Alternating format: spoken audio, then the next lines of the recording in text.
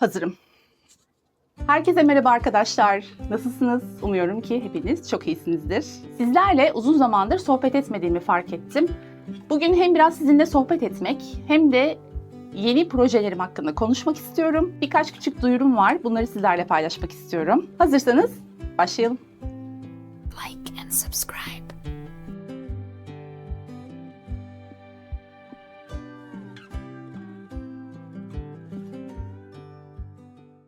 Öncelikle hepiniz kanalıma hoş geldiniz. Eğer beni ilk kez bu videoyla tanıyorsanız ben Sibel Özgür. Sizler için faydalı olabileceğini düşündüğüm içerikler üretmeye çalışıyorum. Biliyorsunuz ki bir roman yazmıştım ve bu romanı bölüm bölüm, yani 22 bölümlük bir romanı 22 video şeklinde yayınladım. Romanın adı Vaha'ya Uyanış'tı ve son bölümünü sanıyorum 2 hafta önce yayınladım. Yani final bölümünü ve siz çok sevdiniz bu romanı. İnanın, evet, güveniyordum. Yani romanıma güveniyordum, hikayeme güveniyordum ama bu kadar seveceğinizi ve bu kadar talep göreceğini açıkçası tahmin etmemiştim. Gerçekten çok sadık dinleyicileri oldu romanın. Dinleyicileri diyorum çünkü roman sesli roman şeklinde kanalımda yayınlandı. Yani ben kendim seslendirdim romanı. Bu 350 sayfalık bir spiritüel uyanış romanı, bir aşk hikayesi. Aslında aşk hikayesinden çok çok daha derin bir hikaye. Birçoğumuzun yaşadığı pek çok konuyu aslında ortak bir paydada buluşturan bir hikayede diyebiliriz. Hikayeyi kendim seslendiriyorum. Vaha'ya Uyanış, kanalımdaki Vaha'ya Uyanış oynatma listesinden sizler de tıklayarak dinleyebilirsiniz. Hatta oynatma listesinin linkini şuraya bırakıyorum arkadaşlar. Oraya da tıklayarak dinleyebilirsiniz. Şimdi Vaha'ya Uyanış gerçekten çok sevildi. Bundan dolayı çok mutluyum. Bana kitabı ne zaman basacaksınız, ne zaman basılacak, başucu kitabı olarak alıp koymak istiyorum diyenler oldu. Bunu soranlar oldu.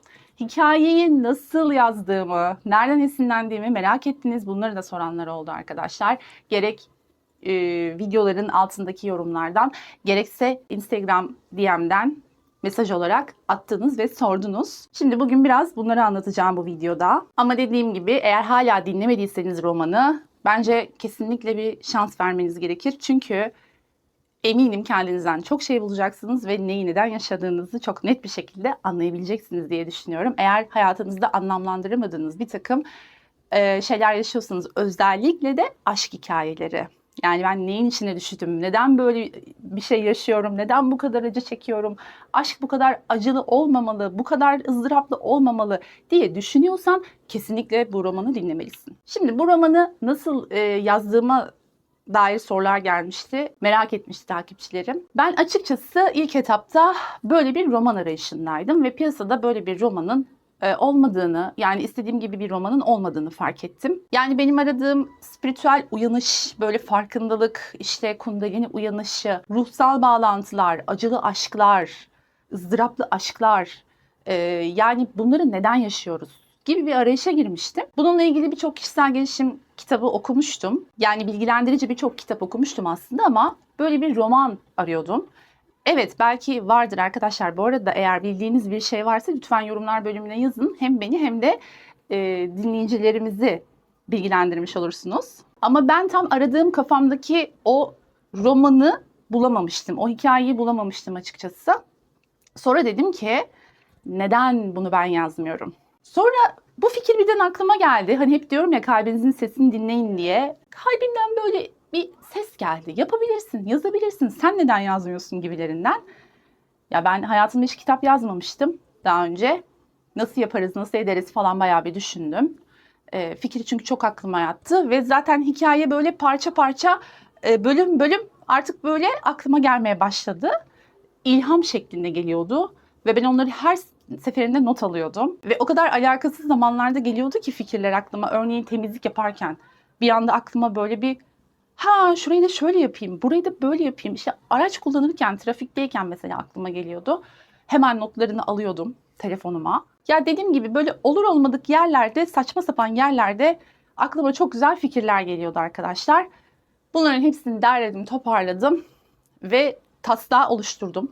Taslağı nasıl oluşturdum? Şimdi eğer aklınızda, bu arada şöyle bir tavsiye verebilirim. Eğer aklınızda bir hikaye varsa ve bunu yazmak istiyorsanız Hani ama nasıl yapacağınızı bilmiyorsanız, yani bana bir taslak lazım, bana bir kroki, yol haritası lazım, nasıl yapacağımı bilmiyorum diyorsanız arkadaşlar, sizlere harika bir kitap tavsiye edebilirim. Hemen getiriyorum. Evet, getirdim kitabı arkadaşlar.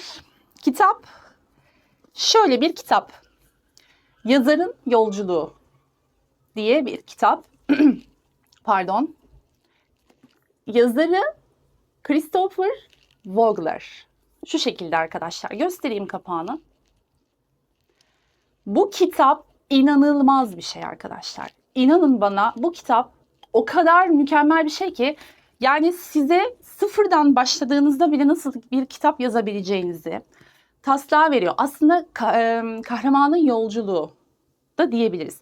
Kahramanın yolculuğunu içinden örnekler vererek böyle kısım kısım her bir adımını sizlere anlatıyor. Mükemmel bir yol gösterici ve ben bu kitabı almak için o kadar uzak bir yere gitmiştim ki arkadaşlar. Böyle akşamın bir vakti. Özellikle bu kitabı almak için evimden çok uzak bir yere gitmiştim. Ama işte insan bir şey yapmak isteyince, kafasına koyunca yapıyor ya. Aynı o şekilde arkadaşlar. Mükemmel bir kaynak olduğunu bildiğim için gittim o kadar yolu aslında. Ve içinde gerçekten çok güzel şeyler var. Yani dediğim gibi size ilham verebilir. Kitabı nasıl yazacağınızı, nereden başlayacağınızı, kahramanın yolculuğunun aşamalarını size güzel bir şekilde gösterir.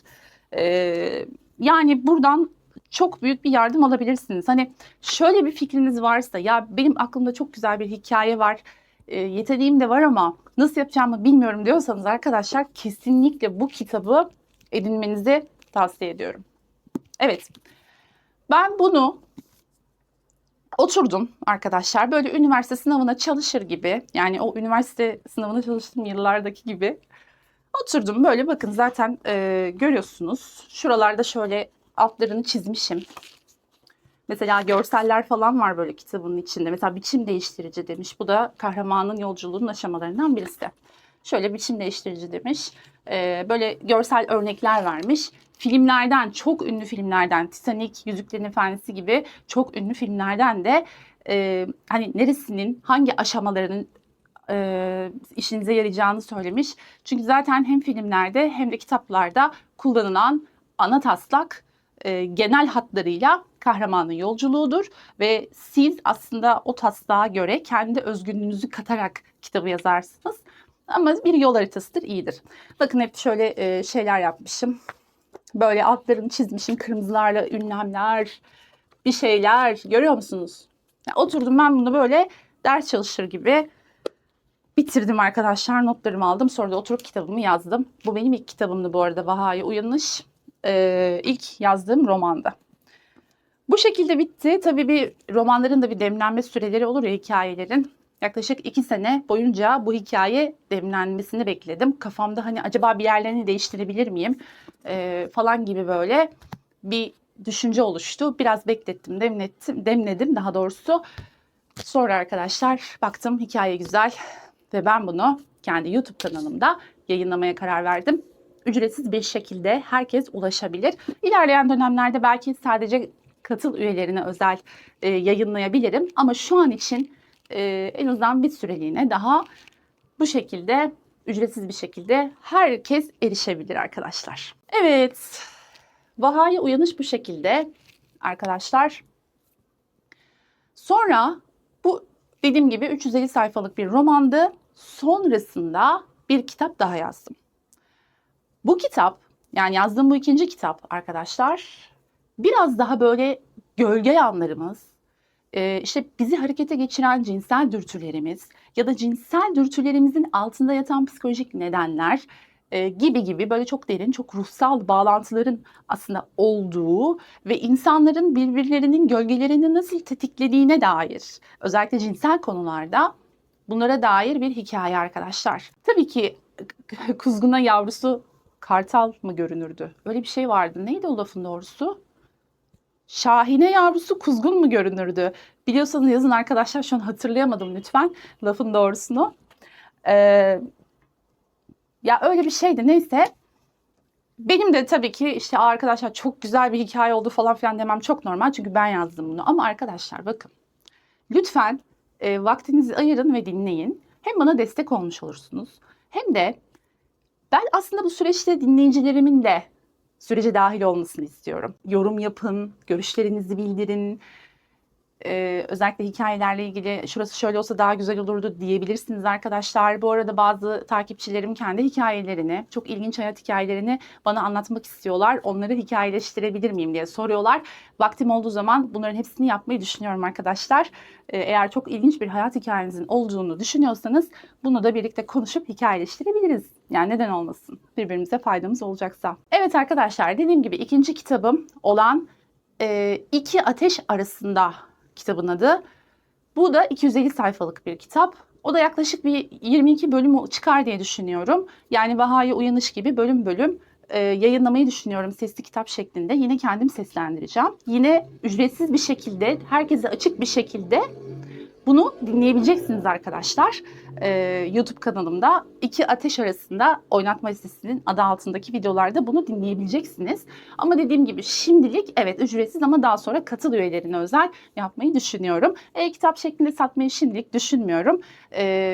Çünkü sadece kendi kanalımda olsun istiyorum. Çok yakında onun seslendirmesine de başlayacağım. Aslında ben neyi bekliyordum arkadaşlar? Hemen buradan da diğer duyurum için bağlantı yapayım. YouTube kanallarında biliyorsunuz ki dublaj özelliği geldi arkadaşlar. Ben zaten ilk videolarımdan itibaren bütün videolarımı, yani kanalımdaki bütün videoları 55 ayrı dünya diline altyazı şeklinde çeviriyorum. Hepsini tek tek arkadaşlar 55 tane dile çevirip altyazı şeklinde yayınlıyorum tüm videoları. Globalde de seyredilebilsin diye aslında yapıyorum bunu. Ve kanala gerçekten faydası olduğunu düşünüyorum. Şimdi bunun bir de dublaj özelliği geldi. Yani sadece Türkçe içerik üretenler İngilizce dublaj yapabilecekler artık. Ve ben de bunu bekliyordum açıkçası. Çünkü bütün belki İngilizce olarak yayınlanırsa aynı şekilde benim için de daha faydalı olur, kanalım için de daha faydalı olur diye düşündüm. Hem de iki roman arasında biraz böyle mesafe olsun istedim. Bir süre girsin araya istedim arkadaşlar. Ama hem kanalımdaki dublaj özelliği açıldı hem de yeteri kadar zaman geçti diye düşünüyorum. Çok yakında İki Ateş Arasında romanını seslendirip yayınlayacağım. İlkinden daha mı güzel olur bilemem. Ona siz karar verin arkadaşlar. Ama bana göre tabii ikisi de benim bebeğim olduğu için, yani hani şey gibi, kızını mı daha çok seviyorsun oğlunu mu derler ya anne babalara, yani ya da anneni mi daha çok seviyorsun babanı mı gibi bir soru bu benim için. O yüzden hepsi benim evlatlarım olduğu için bu konuda bir yorum yapamıyorum. Yorum sizlere ait arkadaşlar. Evet, İki Ateş Arasında çok yakında Sibel Özgür YouTube kanalında yayında olacak. Oradan da desteklerinizi bekliyorum. Bu arada Vaha'ya Uyanış'la ilgili bu final bölümünü yaptık ya, 22. bölümde final yaptık. Hikayenin devamı gelsin mi gelmesin mi? Onunla ilgili de yorumlarınızı yazabilirsiniz arkadaşlar. Çünkü eğer ben düşünüyorum aslında onun devamını yazmayı. Çünkü o hikaye öyle kalmamalıydı. Aşk daha yeni başlıyordu. Şimdi spoiler da vermeyeyim ama aslında her şeyin yeni başladığı bir yerde kitabın sonu. O yüzden onun devamını yazmayı kesinlikle düşünüyorum arkadaşlar. Sizin görüşleriniz neler? Bu konuda sizin de fikirlerinizi almak isterim. Ve Vaha'ya Uyanış'ı destekleyen herkese teşekkürlerimi tekrardan sunarak devam ediyorum. Biraz da yeni projelerimden bahsetmek istiyorum arkadaşlar size. Bugüne kadar kanalda hep size bir şeyleri anlattım.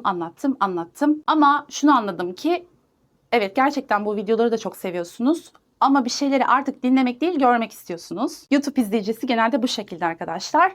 Ya anlatıyorsunuz ama bize örnek vermiyorsunuz. Bize bir şey göstermiyorsunuz. Biz örnek görmek istiyoruz, kanıt görmek istiyoruz gibi yorumlar da alıyorum bazen ama bana yönelik değil. Genel anlamda tabii ki bu yorumlar arkadaşlar ve o kadar haklısınız ki gerçekten düşünce sizlere hak veriyorum. Ben de olsam benden şey isterdim çünkü. Bir de anlat nereye kadar, değil mi? O yüzden yakında ne yapıyoruz arkadaşlar? Yakında artık bu anlattıklarımızı pratikte uygulayabileceğimiz, faaliyete geçirebilip test edebileceğimiz yeni videolar gelecek. Elbette ki bu gelen yeni videoları kanala abone olan ve bildirimleri açan kişiler görebilecek. Çünkü diğer türlü kaçıracaksınız arkadaşlar. O nedenle eğer kanala abone olursanız, bildirimlerinizi de açarsanız bu videolar geldiği anda görebilirsiniz. Ve ben kafamda güzel bir konsept var. Şu an Türkiye'de bir ilk olacak. Araştırdım. Henüz Türkiye'de yapan yok ya da dünyada da belki yok, bilmiyorum.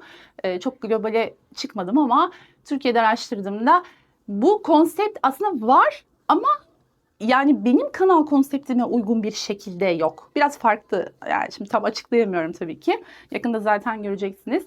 Ama arkadaşlar uygulamalı bir şekilde çok eğleneceğiz birlikte. Yani ben de eğleneceğim. Sizler de izlerken inşallah eğleneceksiniz diye düşünüyorum. Hem öğreneceğiz hem eğleneceğiz arkadaşlar. Birlikte test edeceğiz. Şimdi bazen bazı takipçilerim bana şey yazıyorlar. Ya işte biz sizden öğreniyoruz. Hayır arkadaşlar, ben de sizden öğreniyorum birçok şeyi. Hatta ben size anlatırken de öğreniyorum. Çünkü bu videoların arka planları, yani bu videolar çok kolay hazırlanmıyor. Günler süren araştırmaların, yani bazı videolarımı bir hafta araştırıyorum. Günler süren o araştırmaların sonucunda topladığım bilgileri derlediğim için sizlere o arada ben de çok şey öğreniyorum. Bu nedenle birlikte öğreniyoruz. Yani illa ben burada öğretmen gibi oturup size şöyle böyle falan diye anlatmıyorum. Bunu tercih etmiyorum. Böyle bir şey olsun istemiyorum. Bundan sonra biraz daha dediğim gibi farklı konsept, daha hareketli, daha heyecanlı, daha dış mekan diyelim.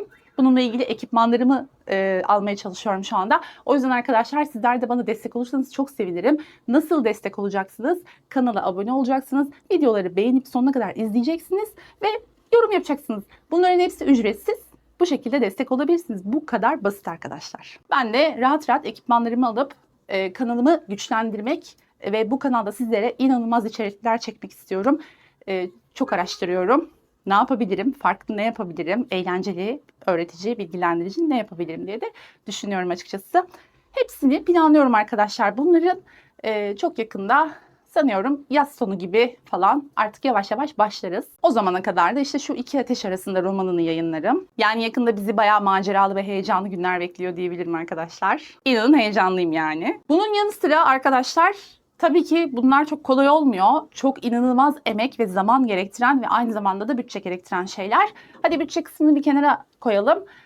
Zaman ve emek anlamında bakın arkadaşlar, ben bu kanalın hem yapımcısıyım, hem yönetmeniyim, hem editörüyüm, hem şoförüyüm, hem çaycısıyım. Anlatabiliyor muyum? Yani bu kanalın, Sibel Özgür YouTube kanalının her şeyini ben yapıyorum şu anda. Editini ben yapıyorum, araştırmalarını ben yapıyorum. Ondan sonra ne bileyim dediğim gibi çaycılığına kadar her şeyi ben yapıyorum arkadaşlar. Tabii ki YouTube kanalları böyle bir yer. Biraz işin esprisindeyim ben de. YouTube böyle bir platform. Kolay gibi görünen, izlerken böyle 10 dakikalık, 15 dakikalık, 20 ya da max 30 dakikalık videolar arkadaşlar inanın çok zor çekiliyor. Zaman istiyor. Bu nedenle bazı gecikmeler, aksamalar olabiliyor. Tek başına olunca özellikle. O yüzden de arkadaşlar size kesin bir zaman veremiyorum. Bunun yanında tabii ki normal hayat da devam ediyor. Günlük işler, günlük sorumluluklar, onlar da bir taraftan devam ediyor. Bu şekilde arkadaşlar, bakalım yakında diyorum başlayacağız yani. Zaman o yüzden veremiyorum. Siz dediğim gibi takipte kalın. Güzel videolar gelecek. Bu kanalı hep birlikte güçlendirelim. Bunu neden söylüyorum arkadaşlar? Şimdi ben bir aslan kadınıyım. Gördüğünüz gibi arkamda da. Arkadaşlar ben 17 Ağustos doğumluyum ve 17 Ağustos benim doğum günüm. Eğer doğum günümü kutlamak isterseniz, bana güzel bir hediye vermek isterseniz, Sibel Hanım bunu nasıl yapacağız? Sizi tanımıyoruz, adresinizi bilmiyoruz ya da ya ben şimdi bunun için masrafa girmek istemiyorum diyorsanız arkadaşlar, bana verebileceğiniz en güzel doğum günü hediyesi kanalıma abone olup beni desteklemek olur. Çok basit, abone ol, videoları beğen ve yorum yap. Bu kadar. Bu konuda arkadaşlar desteklerseniz benim için harika bir doğum günü hediyesi olmuş olur. Hatta en güzel doğum günü hediyesi olmuş olur. Sizlere şimdiden çok teşekkür ediyorum destekleriniz için. Desteklemeyenlere de çok teşekkür ediyorum izledikleri için. Arkadaşlar hepinizi çok seviyorum. Bu video böyle bir genel bilgilendirme videosu olsun istedim. Ayrıca dublaj özelliği yeni açıldığı için ve yeni yüklenen videolara yapılabildiği için şu anda bu özelliği de bu videoda deneyeceğim. O yüzden ilk kez deneyeceğim. Beni dünyanın neresinden izliyorsanız, sadece Türkiye'den değil, dünyanın neresinden izliyorsanız sizlere kocaman kucak dolusu sevgiler, öpücükler gönderiyorum arkadaşlar. Hepinizi çok seviyorum. Kendinize çok iyi bakın. Hoşça kalın. Like and subscribe.